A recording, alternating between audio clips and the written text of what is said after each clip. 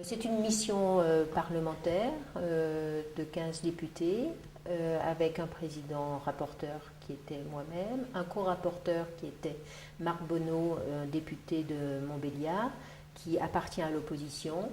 et une mission où vous avez pour moitié des députés d'opposition et pour moitié des députés de la majorité. Eh bien, cette mission avait pour objet de réfléchir sur l'organisation de la justice commerciale. Et elle a conclu à 30 propositions pour moderniser cette institution. La méthode de travail, c'est une méthode classique, à savoir des auditions à l'Assemblée nationale, mais aussi 2 visites sur le terrain, l'une à Poitiers, au tribunal de Poitiers, et une seconde à Montbéliard.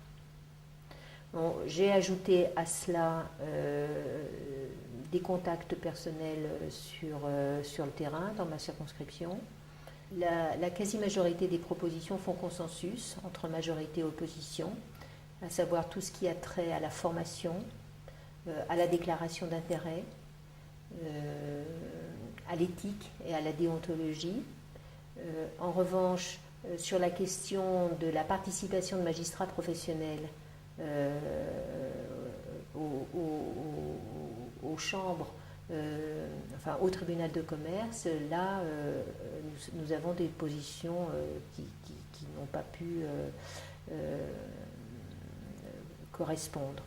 Alors vous savez, c'est un dispositif un peu curieux puisque en premier ressort, vous n'avez que des juges consulaires qui décident du redressement ou de la liquidation d'entreprise, et en appel, vous n'avez que des magistrats professionnels qui décident de la légalité ou non, enfin de la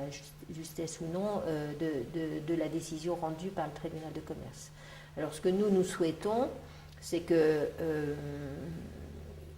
si le citoyen en fait la demande, parce que finalement la justice, elle fonctionne d'abord pour le citoyen et moins pour ceux qui l'animent, et bien si le citoyen le demande, il faut que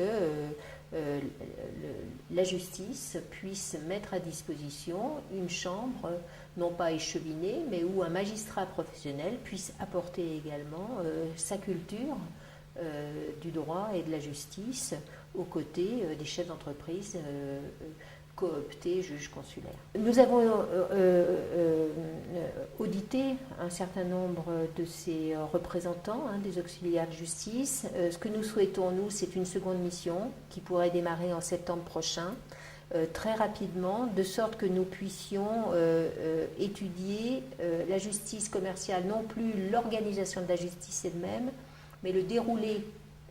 des procédures collectives au sein de la justice commerciale, avec le coût qu'elle représente pour la société et aussi pour le chef d'entreprise liquidé et pour les salariés. Et il nous faut absolument connaître le coût d'une liquidation et le coût que représente la rémunération aussi, parce qu'après tout la transparence elle importe dans ces questions-là, le coût que représente une liquidation, au-delà des plans sociaux, bien évidemment, qui sont toujours des drames pour les salariés qui les vivent. Tant la ministre de la Justice, Christiane Taubira, qu'Arnaud Montebourg, ministre de l'Économie, auraient intérêt à ce que qu'un projet de loi sur la modernisation de l'institution soit mis en place rapidement, au même titre que le projet de loi sur le pouvoir d'achat et l'économie dont Arnaud Montebourg est l'instigateur sera examiné en septembre à l'Assemblée nationale, septembre, octobre ou novembre à l'Assemblée nationale. Donc, je pense que c'est un tout. Il faut examiner ces deux questions, sinon ensemble, du moins de façon très rapprochée.